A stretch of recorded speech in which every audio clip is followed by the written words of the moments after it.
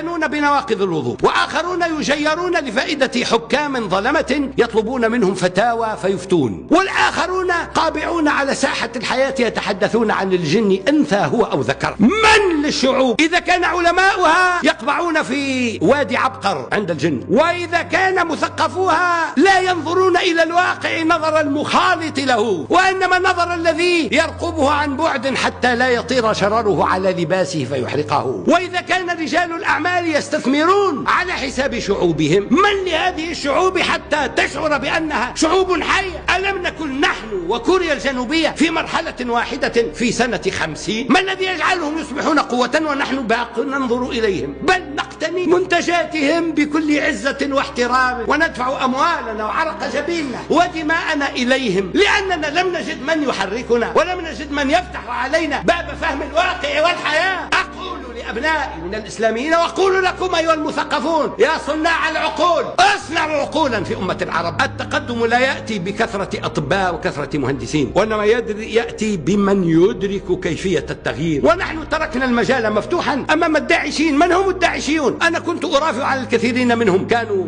يبيعون الخمر ويبيعون المخدرات. فوجئت بعد الثورة ببعضهم وأنا أراه بالطريق العام يلبس دشداشة طويلة تغطي حتى كعبيه ولحية طويلة غطت علي معالم وجهه. هذا أصبح قيادة وانتقل من مدينة إلى مدينة أخرى، وأصبح هو الذي يؤسس الحراك التغييرية في العالم الإسلامي والعالم العربي. لن تغيروا العالم بكتب فقه، تغيرون العالم بعقول واعية مدركة تتبنى القيم وتدرك أن القيم هي كرامة الإنسان. 50 سنة مرت وشعب يئن ويضطهد تحت الاستعمار، بل تحت الميز العنصري في جنوب أفريقيا. لم أسمع يوما إماما واحدا يرتقي منبرا من المليون منبر الموجودة في العالم الإسلامي ليقول هؤلاء مضطهدون، هؤلاء مظلومون. ليش؟ لأنهم مسيحيون أو لأنهم عبدة أوثان لا تهمنا قضية الإنسانية فيهم أبدا. تدخل القرآن في قضية معركة بين الفرس والروم، هذا كافر وهذا كافر. الفرس والروم اختصموا، قال الإسلام أنا أخذ موقفا، ومحمد وهو شاب سنه 23 سنة